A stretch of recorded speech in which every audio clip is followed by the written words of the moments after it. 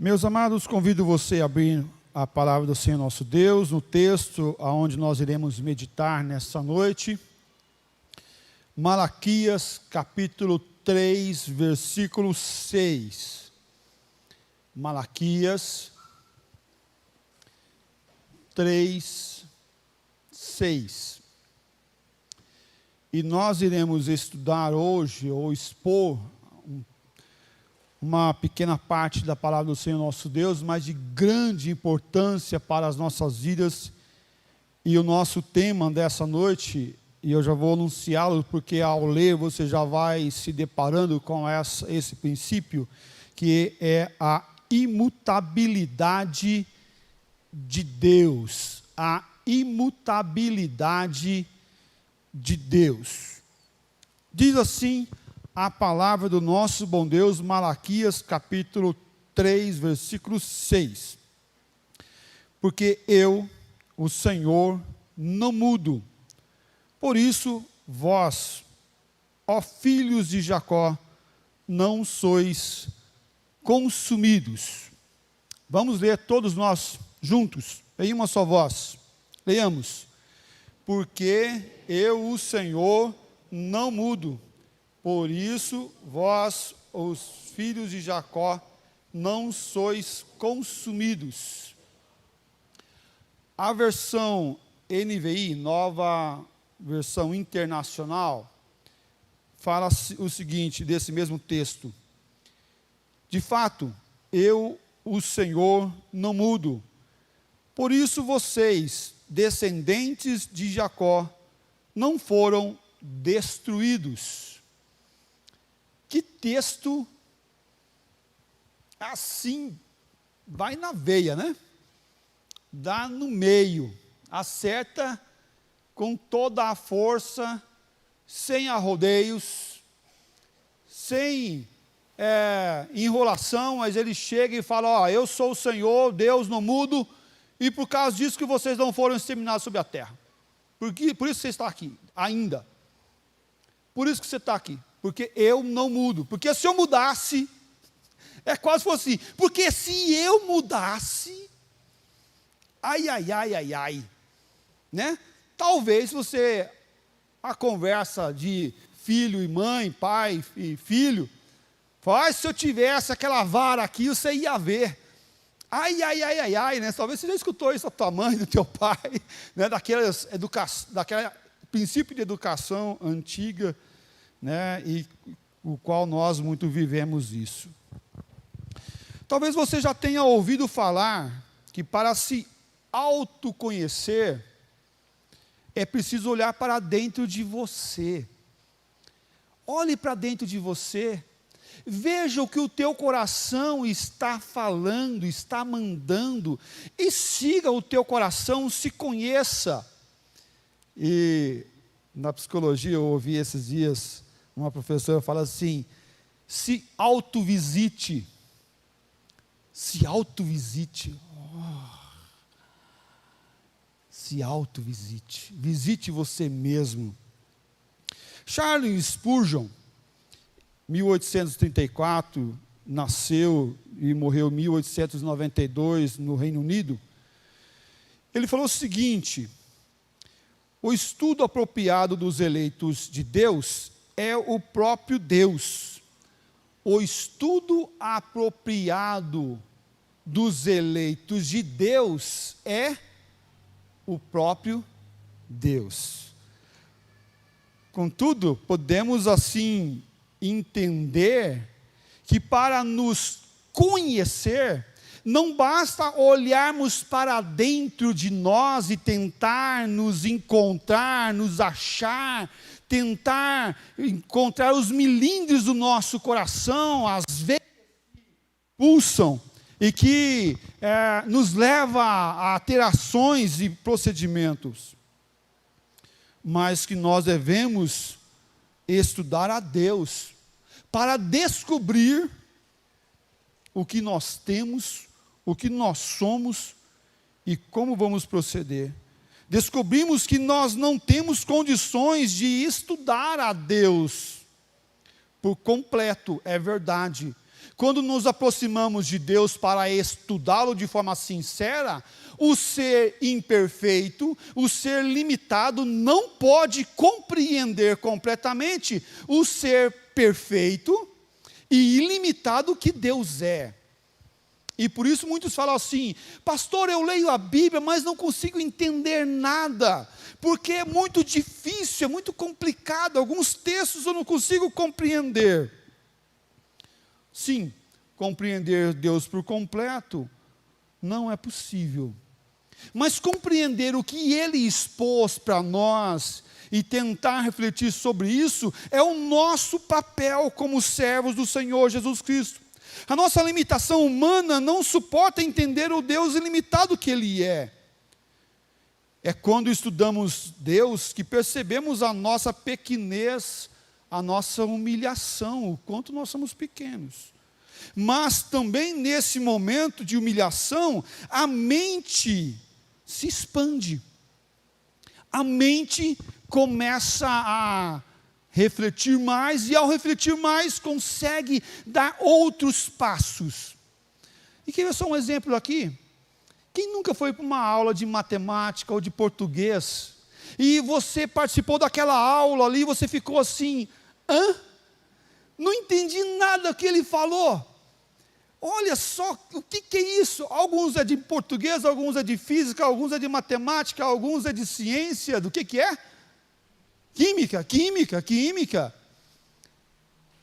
E você fala, não consegui entender nada. Mas como o processo vai acontecendo, e quanto mais você vai visitando aquela matéria, e quanto mais você vai visitando os estudos, os anais, e quanto mais você vai procurando a conhecer e observando a história que está acontecendo à tua volta, você consegue assimilar um pouco mais, porque a mente se expande, a mente caminha para uma compreensão maior sobre aquela matéria, muito mais sobre Deus, muito mais sobre aquele que pode e faz todas as coisas, muito mais sobre aquele que é infinitamente poderoso de graça, misericórdia e sabedoria. Mais devemos visitar a palavra do Senhor nosso Deus, mais devemos olhar para os estudos que foram realizados e tentar entender Deus.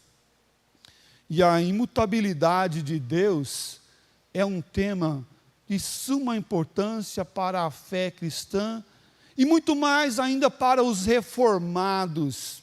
Apesar de que os pentecostais e neopentecostais consideram essa matéria do Deus que não muda, do Deus que permanece para sempre, mas apenas em alguns aspectos, mas não na sua plenitude, na sua totalidade. E quer ver só um exemplo sobre isso?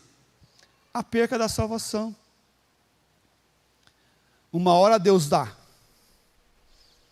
Passou um tempo, eu pequei, aí Deus arrebata a minha salvação, me tira da minha salvação, me deixa no inferno. Tem alguns aí que na sua teologia, de manhã ele toma café salvo, almoça no inferno, perdido no inferno, janta salvo, vai dormir em pecado, e não sabe como vai acordar, e se acordar. Por quê? Porque Deus muda, Deus dá, Deus tira, Deus pega, Deus devolve. Mas Deus é imutável. Deus é imutável. E eu quero abordar essa imutabilidade de Deus com 2 tópicos. O primeiro é o aspecto que isso causa na vida dos filhos de Deus. Ou melhor, o primeiro é um Deus imutável. O segundo é o aspecto que isso causa na vida dos filhos de Deus, dos filhos de Jacó. E a nossa conclusão os benefícios que eles obtêm quando somos consumidos. A importância de destacar que esse tema, nós estamos falando sobre a doutrina da imutabilidade de Deus. E ao vermos essa doutrina, essa teologia, devemos observar quais as implicações que isso tem para mim e tem para você, tem para o ser humano. A imutabilidade de Deus, em primeiro lugar, porque Deus é imutável. Deus não muda em sua essência. Deus não muda em sua essência. Encontramos vários textos bíblicos falando de Deus e o que Deus é e seus atributos. O amor, por exemplo, Deus é amor. Deus é em espírito, importa que os seus adoradores o adorem em espírito e em verdade. Deus é grande, Deus é justo, Deus age de forma abundante em nossas vidas. Deus não é uma metamorfose ambulante, Ele não muda. Deus não é aquela pessoa ou aquele cara lá de cima, como ouvimos na nossa infância. Tudo que é mortal muda. Montanhas deslizam, e nós vimos isso recentemente, de forma muito trágica, com os nossos irmãos da Baixada. Árvores morrem, as árvores morrem, pasmem, mas elas morrem. Elas secam, elas apodrecem, elas caem. Rios secam, mares perdem a sua água para as nuvens, os seres humanos envelhecem e morrem. Contudo, Deus não é uma substância humana, ou seja, não envelhece, não muda. Quantos anos tem Deus? Já pensou nisso? Quantos anos tem Deus? Hoje, quando nós ouvimos a pessoa completar 90 anos, 95, 96, bênção do Senhor, graça divina sobre a vida desses. Mas quantos anos tem Deus? O contar de anos não é posto para Deus, porque Ele é eterno. A eternidade não se soma ao contar de anos. Quantos anos tem a eternidade? Não sabemos, não se põe, não se soma à eternidade. João capítulo 4, versículo 24, fala assim: Deus é espírito, e importa que os seus adoradores o adorem em espírito e em verdade. A idade de Deus não faz parte de Deus, a idade não se põe a Deus. O tempo para nós passa, mas para Deus é sempre o agora. O tempo para mim e para você passa, e algumas vezes são mais pesados, mais danosos. E eu tenho visto isso com os meus 45 anos. Eu olho e falo, meus 30. Porque os 45 já está pautado com esporão, com cansaço, com sobrepeso, dor aqui, dor acolá, óculos no rosto, e assim por diante. E assim por diante. Os anos vão se somando para nós, mas para Deus o tempo não passa. O agora é sempre para Deus. Deus existe para todos sempre. Êxodo capítulo 3, versículo 14 fala assim: disse Deus a Moisés: eu sou o que sou. Disse mais: assim dirás aos filhos de Israel: eu sou, me enviou a vós outros. Quem é Deus? O grande eu sou.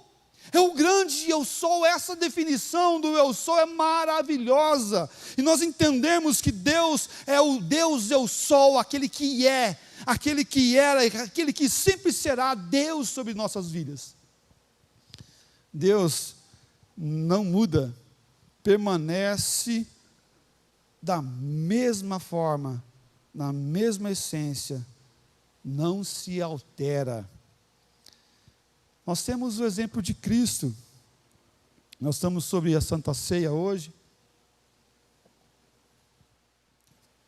Aí você pode estar falando assim: pastor, Jesus não nasceu sobre a terra, Ele não assumiu a forma de homem e desceu aqui, nasceu da Virgem Maria. É isso mesmo. Daquela mulher bem-aventurada. E viveu, caminhou, comeu, andou. Não era um plasma, era uma pessoa. E estava aqui na terra. Então ele não mudou quando ele nasceu de homem, como Jesus, homem? Sim, ele não mudou.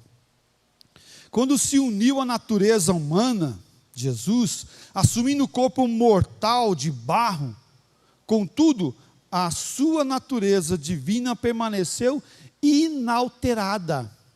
E nós falamos na teologia que Jesus é 100% Deus e 100% homem. 100% Deus e 100% homem. Como isso, pastor? Eu não consigo entender, porque 100% mais 100% é 200%, 200% não se cabe na pessoa. É matemática de Deus. Os últimos são os primeiros. Entendeu? 1000 anos é que nem um dia, e um dia é que nem 1000 anos. Matemática de Deus.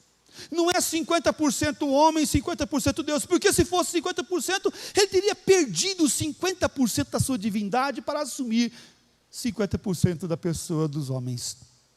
Mas não é essa a questão aqui. E isso não aconteceu. A carne não se tornou a segunda pessoa da Trindade, muito menos a segunda pessoa da Trindade se tornou carne. Apesar dele habitar num corpo de carne, Jesus é 100% homem e 100% Deus. Apocalipse capítulo 1, versículo 8, fala assim: eu sou o alfa e o ômega, diz o Senhor Deus, aquele que há de vir, o Todo-Poderoso.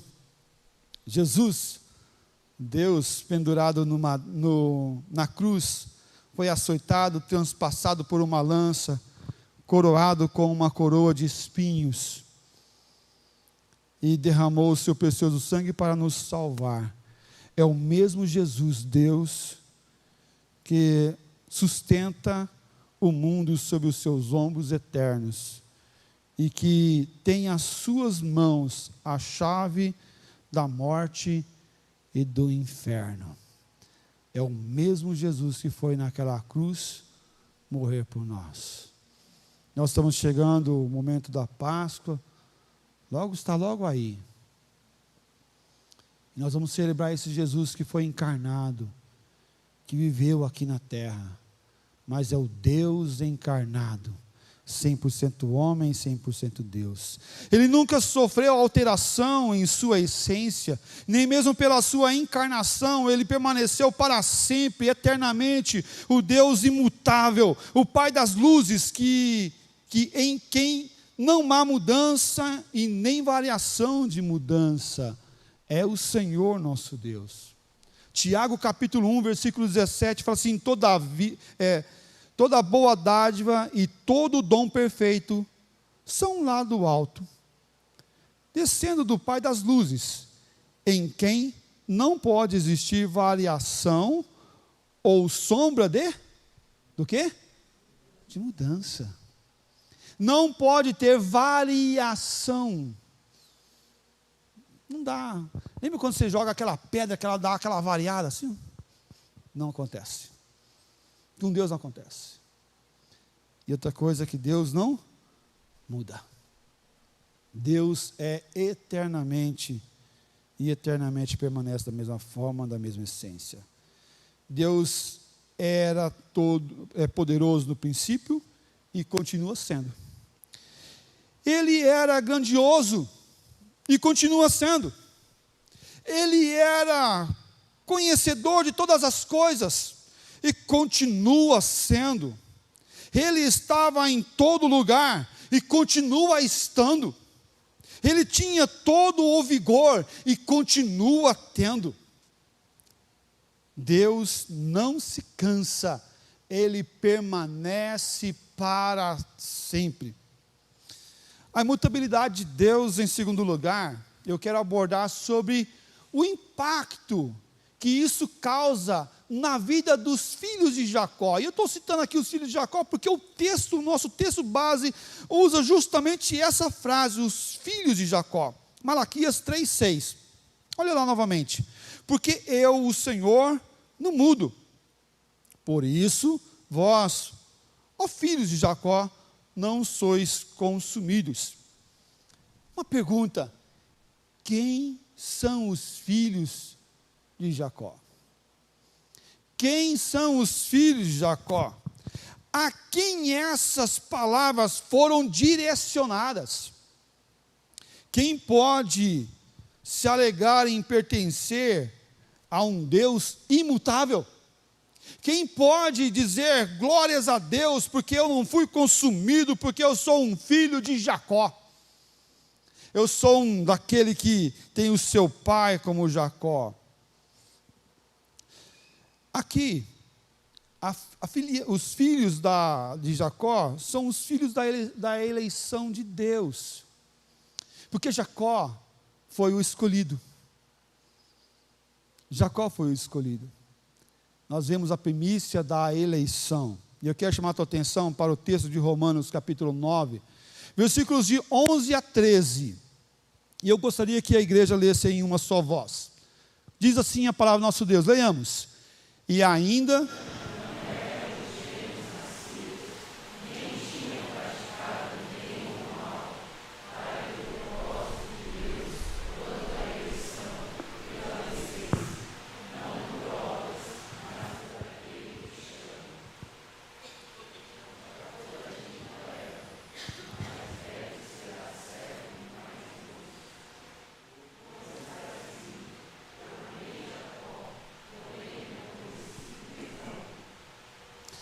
Muito bem, amei a Jacó, porém me aborreci de quem?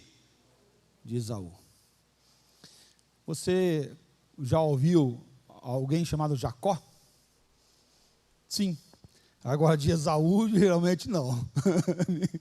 Ninguém coloca o nome de Esaú no seu filho, ou poucos colocam. Deve ter um ou outro. Mas por quê? Porque Deus amou a Jacó, porém me aborreci de Esaú. Meus amados, quer brigar com isso aqui? Briga com Deus, porque é a palavra de Deus que está falando. Mas Deus escolheu a Jacó.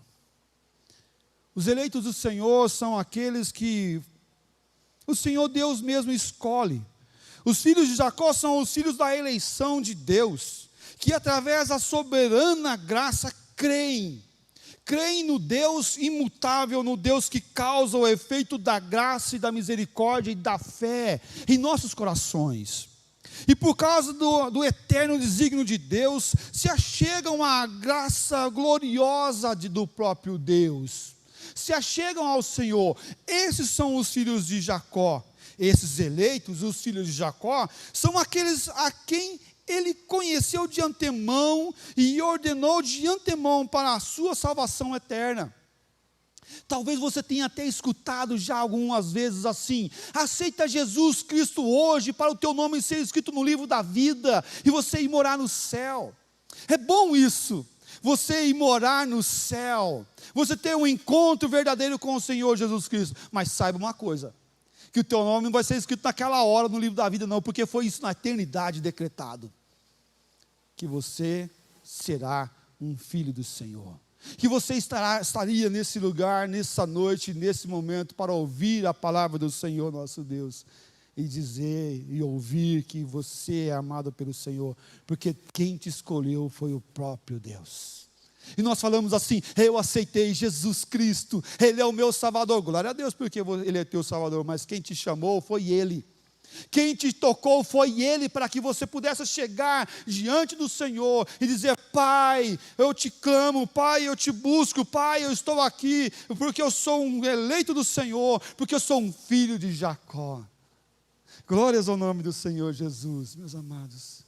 Que bênção para aqueles que estão no Senhor, para aqueles que ouvem a voz do Senhor e obedecem. Mas também esses filhos de Jacó, quem não tinha direito, mas que obtiveram o direito. Jacó não tinha o direito da primogenitura. Não, falei errado. Primogenitura. Ele não tinha o direito, mas obteve. Um prato de lentilha, uma comida boa, e ali houve uma troca. Talvez você possa questionar, mas ele enganou. Tá, eu sei que ele não tinha o direito, mas agora ele teve direito. Eu sei também que eu e você, nós éramos gentios, pessoas desgarradas que não tinham o direito da bênção do Senhor. Pessoas que não buscavam, pessoas que não eram da descendência da carne. Mas agora, nós somos reconciliados em Deus através de Cristo Jesus. Ele nos aproximou dele. Ele nos chamou, dizendo: vem aqui você que está andando pelo beco, você que está afastado da festa, você que não tem direito a participar da festa, vem aqui porque eu vou te chamar para a minha festa, eu vou te chamar para a minha casa, e você vai entrar, e você vai celebrar comigo. Meus amados, quão grande isso é, maravilhoso para mim e para você, porque nós éramos desgarrados, longe, afastados, mas agora nós somos aproximados do Senhor Deus através de Cristo Jesus. Aqui significa as pessoas que não tinham direito e que agora criam e agora podem crer no Senhor Jesus Cristo. E aí eu quero lembrar o texto de João 1,12. Mas a todos quanto receberam, deu-lhes o poder de serem feitos filhos de Deus, a saber, os que creem no seu nome. Esses eleitos receberam o lavar através do sangue de Jesus. Esses filhos de Jacó receberam o título de filhos de Deus. Filhos de Deus. Agora entram pela porta. Apocalipse 22:14 fala assim: bem-aventurado aqueles que lavam as suas vestiduras no sangue do Cordeiro, para que lhes assista o direito à árvore da vida, e entram na cidade pelas portas. Receberam, agora são filhos, não são bastardos, não são gentios, não são pessoas desconhecidas do amor e da graça do Senhor Deus, mas chegam e se aproximam do Senhor. Receberam uma promessa, sim, esses filhos de Jacó. Os filhos de Jacó recebem de Deus, do Deus imutável, a promessa de não serem consumidos. É essa a verdade do Senhor.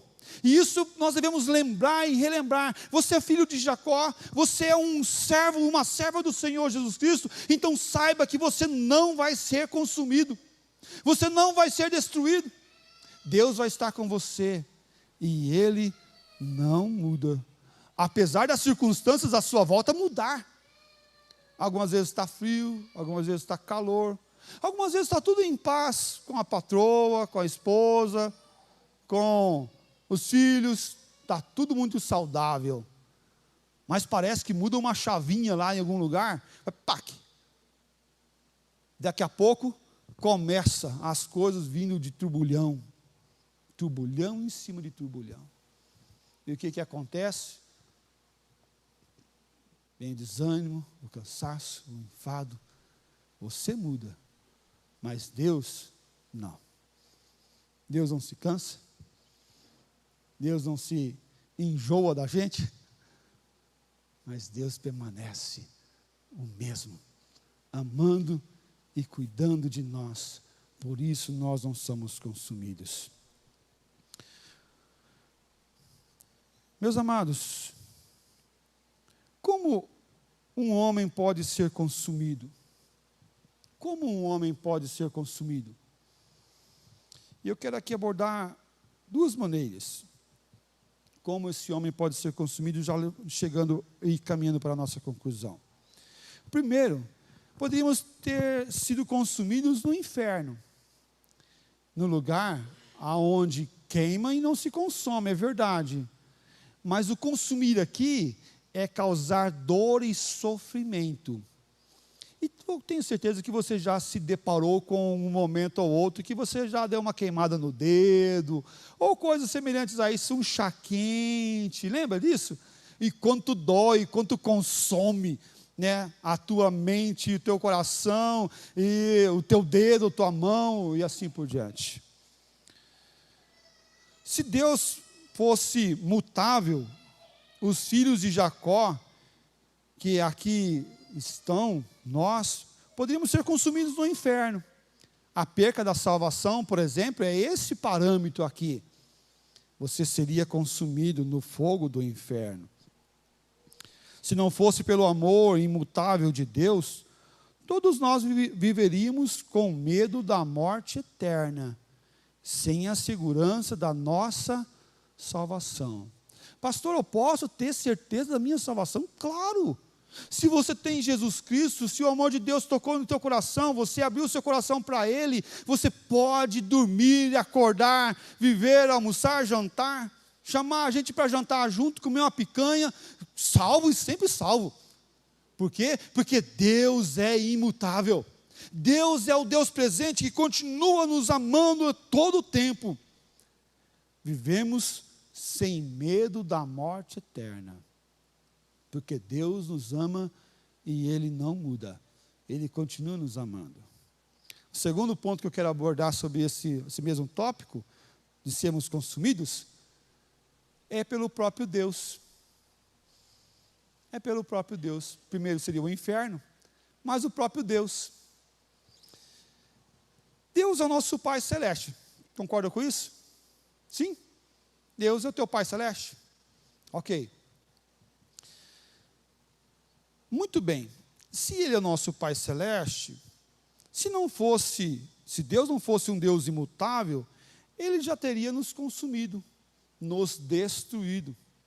Não há pai neste mundo que não teria matado todos os seus filhos há muito tempo, por causa da nossa própria dureza de coração, da humanidade caída. Quantas vezes você já pecou, já errou, já falhou, e você foi lá diante de Deus, Senhor, me perdoa aí, tá, desculpa lá, perdoa todos os meus pecados, e não fez nem conta do que eram os pecados, meio que desleixando. Quantas vezes Deus falou assim, é melhor obedecer do que o sacrificar, e nós preferimos o desobedecer, o transgredir, o errar diante de Deus. Quantas vezes a humanidade preferiu casar-se, dar-se em casamento, em vez de obedecer a palavra do Senhor nosso Deus? Se Deus fosse mutável, Ele falava, chega, não, cansei, não tem amor que suporta esse povo que eu criei, o pecado causou um impacto tão grande na vida deles, que não tem mais solução, desce raio e trovão, e vamos resolver o problema da humanidade. Tem um professor lá no IBEL que ele falava assim, se nós fôssemos Deus, nós teríamos resolvido o problema da humanidade rapidamente. Pecou? Morre. Seja liquidado. Pecou? Não, tá bom, já era. Pecou de novo? Não. Castigo. Vara. Somos filhos incrédulos, ingratos, desobedientes, esquecidos, rebeldes, dispersos, murmuradores, e de dura cerviz. Somos nós. Somos nós.